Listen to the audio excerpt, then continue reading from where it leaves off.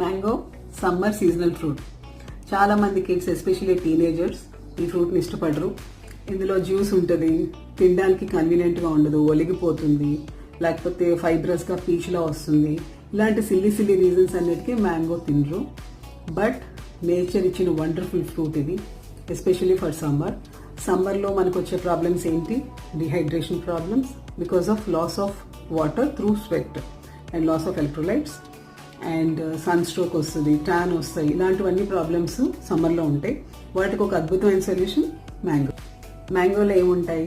Water, vitamins like A, C, and some minerals like potassium and even simple sugars.